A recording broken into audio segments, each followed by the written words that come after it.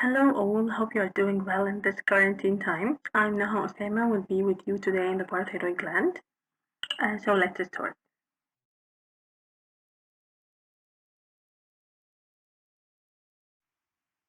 Okay, let's understand what we'll get today in the Parathyroid Gland.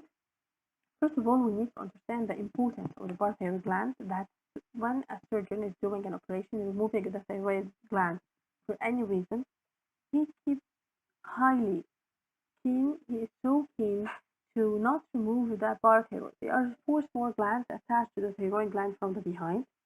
So every surgeon gets into an operation for removal of the thyroid gland, thyroidectomy, is so keen that we want to remove the parathyroid.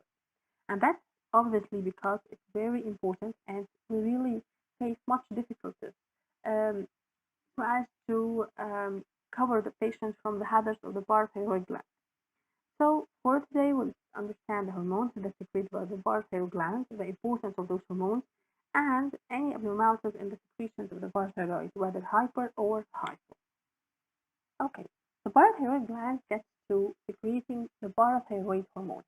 The parathyroid hormone is the one of the hormones that is called essential for life. That means that the reduction in the secretion of the parathyroid hormone causes us fatal manifestations that we cannot cope with.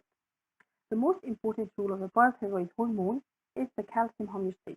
It increases calcium level in plasma, in blood, and it acts on bones, mainly kidney, intestine, to help us increasing the calcium concentration in blood.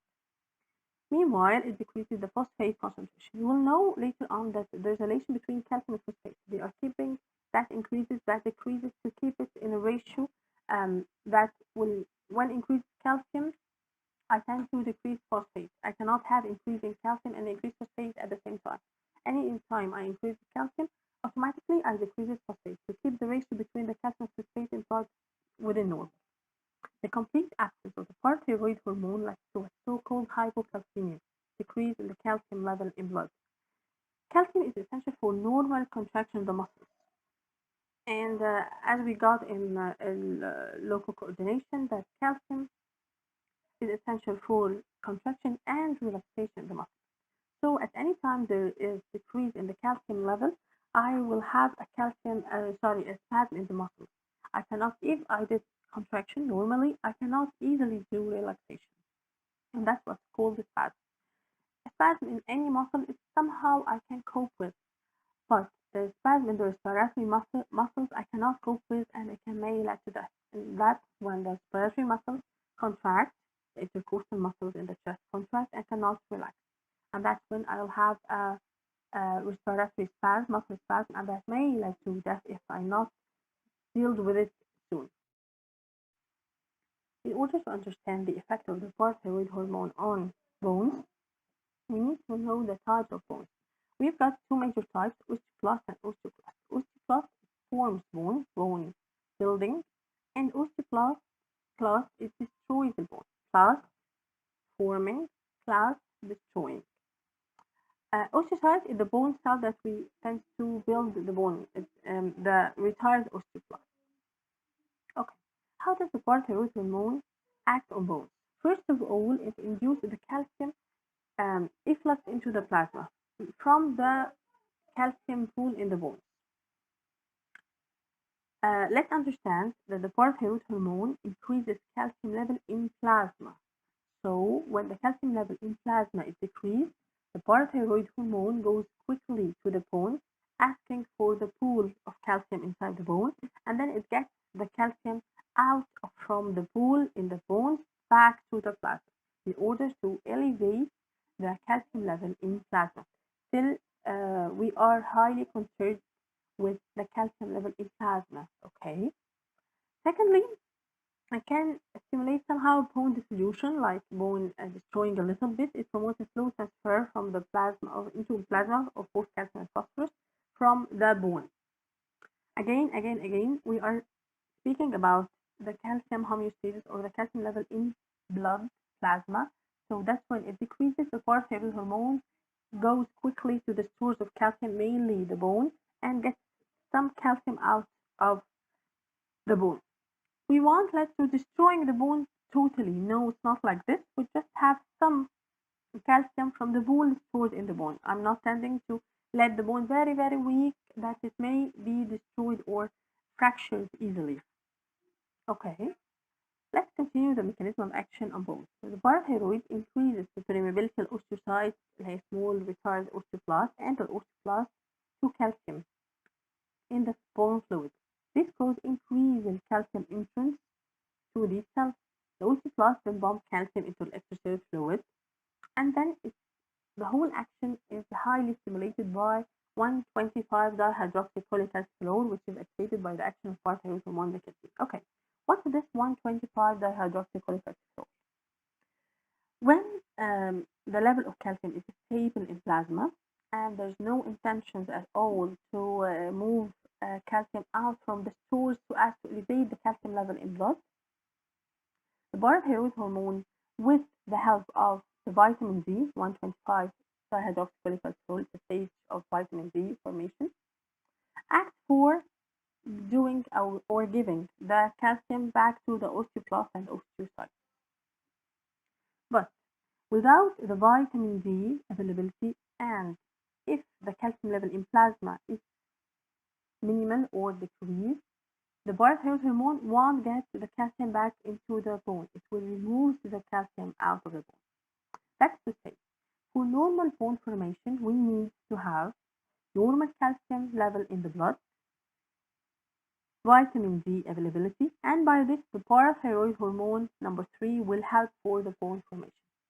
Okay, but in case there is vitamin D and there is parathyroid hormone, but low calcium level in blood, no, the parathyroid hormone will get the calcium out of the bone.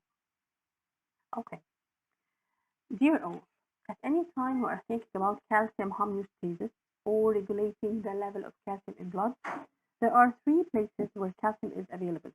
First, bone. Second, the kidneys. Third is the intestine, where we can increase or decrease the reabsorption of calcium or absorption of calcium from diet, from food taken in the intestine. As we have spoken about calcium control or the effect of action of parathyroid hormone on bones by acting on increasing the efflux of calcium out of the bone to the plasma in case of decreased calcium level in blood. Let's speak on the kidney. There is increased calcium reabsorption, and as I said, at any time calcium increases reabsorption, we have to decrease the phosphate reabsorption so as to have a normal ratio between calcium and phosphate. And of course, still we have the activation of vitamin D. The important step of activation of vitamin D is in the skin and secondly in the kidney. Then we have the effect on the intestine. Well, directly, parathyroid hormone has no effect on the intestine, but vitamin D has an effect on the calcium and phosphate reabsorption from intestine. So indirectly, the effect of parathyroid hormone on the intestine is through the effect of vitamin D. It increases the vitamin D activation, and then vitamin D increases the calcium and phosphate reabsorption from the intestine. Okay, for the moment, then let's speak about hypoparathyroidism. What if in الباراثيرويد gland قللت السكريشنز بتاعتها بقى فباراثيرويد هرمون قليل، دي اسمها hypoparathyroidism. In بتحصل الحالة دي usually we don't have a medical decrease in the parathyroid hormone. We don't have a medical disease affecting the parathyroid gland leading to decrease the parathyroid hormone. احنا ما عندناش عرض طبي أو مشكلة طبية تؤدي إلى decrease the parathyroid hormone. لكن بتحصل زي ما أنا قلت لكم في أول سلايد إن sometimes the surgeon miss the parathyroid gland and attack the parathyroid gland while thyroidectomy. Sometimes the surgeons الجراحين يخطئوا وبيغلطوا يا بيقطعوا blood supply عن parathyroid gland يا بيشيلوها مع الثيرويد gland. Sometimes لا قدر الله لو في cancer or something they already يكون affecting the parathyroid gland so I cannot leave it, I have to remove. إيه اللي بيحصل؟ زي ما احنا قلنا الباراثيرويد هرمون usually helps the stabilization of the ratio between the calcium and phosphorus. So when there is no parathyroid gland, no parathyroid hormone, فالكالسيوم هيقل جدا هيبقى case اسمها hypocalcemia. There will be decrease in the calcium level and there is increase in the phosphate level فهيبقى فيه hyperphosphatemia. Phosphatemia يعني increased plasma phosphate level hypocalcemia يعني decrease hypocalcemia, decrease in the plasma calcium level. What are the manifestations of hypocalcemia? First of all, complete absence of the parathyroid hormone is not treated well or replaced by calcium tablets or whatever will lead to death because of the spasm of the respiratory muscles as previously was said. ده هيؤدي للوفاة من كتر ما respiratory muscles هيحصل فيها spasm. لكن لو أنا عندي relative deficiency, what's meant by relative deficiency? And not the whole 4 loops of the parathyroid gland are affected or removed. Some are removed and some are working well. I'll have what's so-called tetany. Tetany is a medical case في حالة طبية بتظهر due to decrease of the plasma calcium level. And latent tetany is from the calcium level, by the way, how calcium level usually is from 9 to 11 milligram per cent. Normal calcium level is from 9 to 11 milligram per cent. Latent tetany is when the calcium level is from 7 to 9 milligram per cent. هيبقى في عندنا neuromuscular excitability, الcontractions والrelaxation هتبقى فيها affected highly, في muscle cramps, muscle twitches, somehow في mental change. That's what's called latent tetany. Manifest tetany when is the blood calcium level is below 7 milligram per cent, and that's what's called carbopetal spasm. Please يا شباب check the carbopetal spasm on Google. Check how it looks like, and I'll add a picture برضو. أنا حاطط لكم صورة عن carbopetal spasm تشوفوا الشخص بإيده عامل إزاي. اللي عنده manifest tetany the whole time he will have this deformity in hand. But latent tetany, after a while or after doing much action or much contraction relaxation, he will go through the carbopetal spasm, not all the time. Okay. Okay, so زي ما قلنا الهايبر هنقول بقى الهايبربارثيروديزم. Actually we may go for hyperparathyroidism in 2 cases. أول حاجة primary ودي بتبقى سبب في الجلاند نفسها. When we say a primary cause, there's a cause in the gland itself. This may occur if we have لا قدر الله a cancer or tumor in the parathyroid gland. So we'll have primary hyperparathyroidism. There is a tumor in the parathyroid gland, so they will increase the secretion of the parathyroid hormone. أو يبقى عندنا secondary يعني في سبب أدى إن هو يبقى البارثيرويد هرمون بيطلع كتير بس الجلاند is fine and there's nothing wrong with the gland. Secondary, I have a cause, external cause, where there is secretion increase of parathyroid hormone secretion due to an external cause, as when there is a chronic renal disease.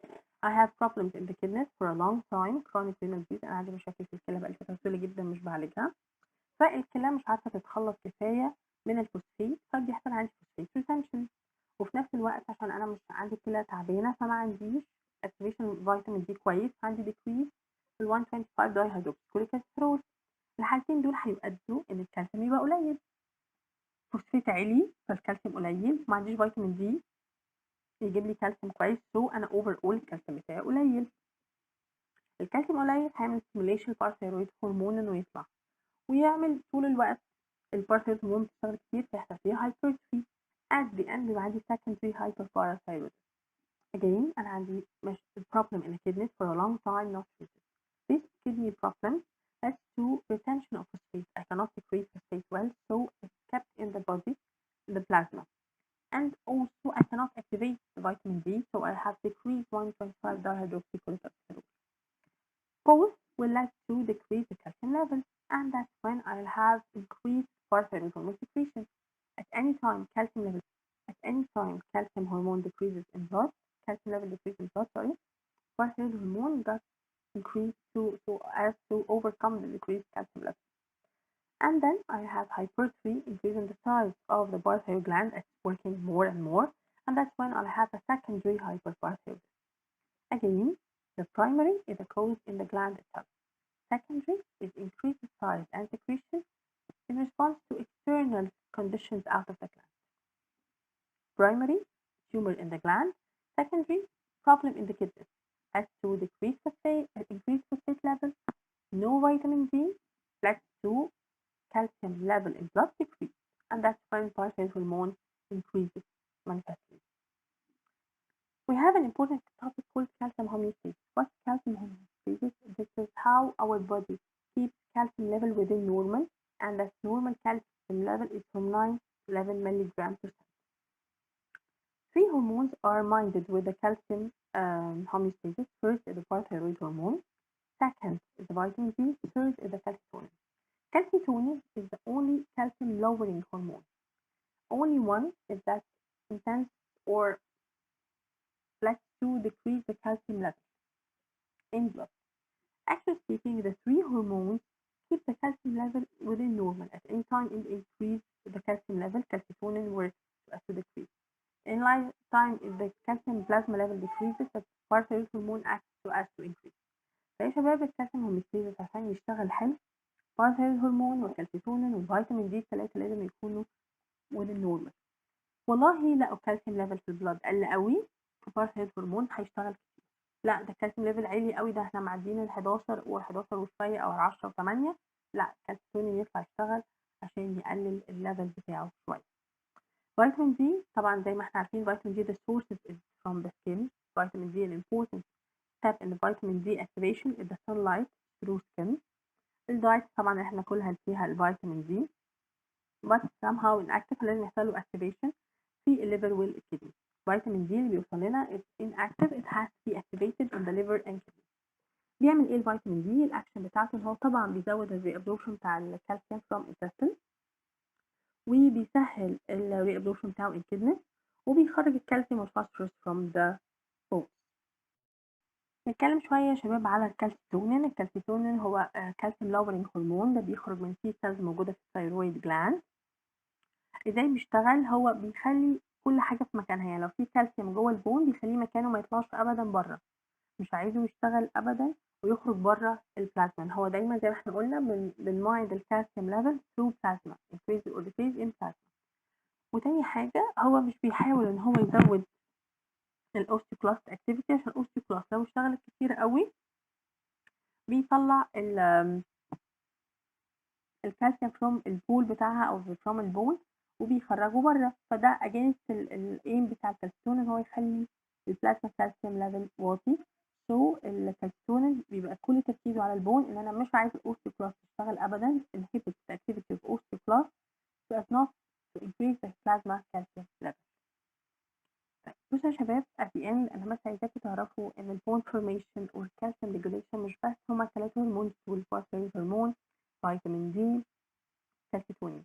انا عندي هرمونز essential for life لازم يكونوا موجودين دايما بشكل طبيعي عشان كل حاجه تمشي نورمال. first of all growth هرمون، طبعا انا growth هرمون مهم جدا عندي في مرحله النمو والبون فورمينج، لان هو بيزود الانتستين ابسوربشن للكالسيوم، فبيخلي ان الطفل البيبي وهو صغير كل فتفوت الكالسيوم تخش جسمه بدل ميلك، ولما يكبر شويه اجز والحاجات دي كلها والجبن والحاجات دي كلها to get the most benefit from reabsorbing the absorption of the whole intestinal calcium. لازم يكون عندي جروث هرمون كويس عشان اضمن عمليه نمو طبيعي او جروث نورمال. تاني حاجه طبعا الانسولين مهم جدا ان هو بيعمل بون فورميشن، فانا لو الجروث هرمون ساعدني وسحب كل الكالسيوم وزود الاوستيوبلاست اكتيفيتي وعمل كل ده وانا ما عنديش انسولين اللي بيساعد على البون فورميشن وبيعمل ستيميوليشن للاوستيوبلاست، انا ما اقدرش اعمل جروث. بعد كده عندي الثايرويد هرمون. الثايرويد هرمون بيتنش تو هايبركالسيميا بطرق كتيره جدا، وهايبركالسيوريا وسامتايمز ممكن يعمل لي اوستيوبروزس. اخر حاجه عندي كورتيزون. الكورتيزون يا شباب essential for life، الهرمون المهمه جدا جدا جدا. الكورتيزون بيعمل ايه؟ بيمنع decrease the calcium blood calcium عن طريق ان هو بيعمل inhibition للاوستيوكلاست formation واكتيفيتي، ولكن على اللونج ران وفتره طويله الكورتيزون عالي لا ده ممكن يؤدي للاوستيوبروزس، ان هو بيخلي البون فورميشن بطيئه شويه، لان هو كمان انتي فيتامين دي فمش بيساعدني خالص في عمليه بناء العظم، ولكن with the normal levels لا هيخلي الاوستيوكلاست ما تشتغلش عشان اسمح للاوستيوكلاست تاخد كالسيوم وتبني عظم بشكل هيلثي جدا. but when increased for a long time لا هيؤدي لمشاكل ان هو انتي فيتامين دي اصلا وبيمنع البون فورميشن على اللونج ران. اوكي على اللونج ران يا شباب هو بيمنع البون فورميشن عشان هو بيشتغل بقى على البروتين سينثيسيس والحاجات دي كلها، فده كله بيعمل بون فورميشن بس في النورمال ليفل essential for life ومهم جدا جدا جدا عشان هو بيمنع شغل الاوستيوكلاست بتاعتنا، فمش بيكسر في العظم اللي الطفل بيبنيه واحده واحده وهو بيبي. over and over again عشان ما ننساش الحاجات الاسينشال في اللايف اللي هتسمح لي بريجوليتنج الكالسيوم بلازما كالسيوم ليفل وهتسمح بنورمال جروث. 1 جروث يبقى جروث هرمون طبعا. 2 انا عندي الانسولين مهم جدا جدا جدا. 3 عندي كورتيزون الكورتيزون لازم ما يزيدش عن حده عشان أعرف أبني عظم بشكل healthy. لازم الكورتيزون يفضل within normal levels to us to build bone normally. Finally, estrogen طبعا احنا عارفين ان الستات after menopause, females after menopause, after cutting or decreasing the estrogen level and menopause period, there face some problems in bones because the estrogen prevents the osteoporosis because it activates the osteoblast all the time. So when this decreases, estrogen decreases, the activity of the osteoblast decreases and we have osteoporosis. Thank you, Shabab. Please check back again the lecture. It's really very simple, and please write down the data you are having so as not to get mistaken about who increases, who decreases. Don't forget, calcitonin is the only calcium lowering hormone. Thank you all, and please enjoy your time.